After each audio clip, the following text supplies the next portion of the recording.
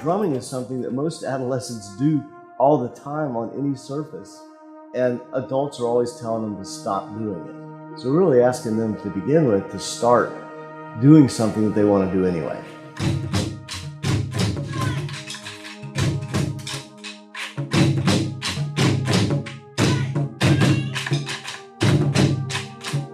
What we do here is we teach traditional West African rhythms.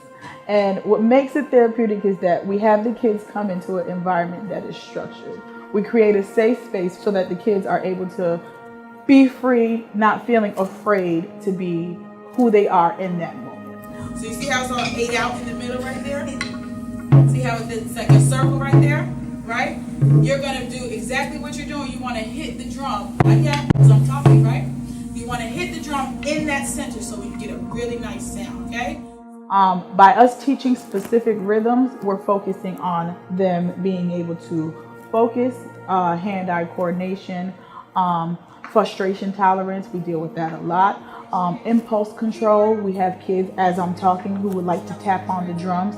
So I'm focusing on all of that as I'm teaching the kids the rhythm. At the end of the day, if they get the rhythm, it's awesome, yes. If they don't get it, it's not the end of the world. It doesn't make me feel as if I didn't do my job. As long as I was able to get that one kid to not touch that drum while I was talking, I've accomplished my goal for that class. We've actually measured our brains and the kids' brains, like what happens when you drum. And so there's two things that happen very quickly. Alpha brain waves go way up, and those are the brain waves that we put out when we're calm and relaxed. We don't have any kids that are sent here because they're bad drummers, right? That's not a presenting problem. But they do have trouble with attention. They do have trouble with impulsive behavior. They have trouble with their self-esteem and their self-image. They don't know how to deal with their own frustrations. We're working on those bigger issues. And they kind of come in with more of negative attitudes, and not necessarily towards drumming, but just in general. They're bringing stuff in from other places. And then they might start out not drumming at all and just kind of like listening, or they might just start off, seeing what's happening, and then by the end of it, they're really involved.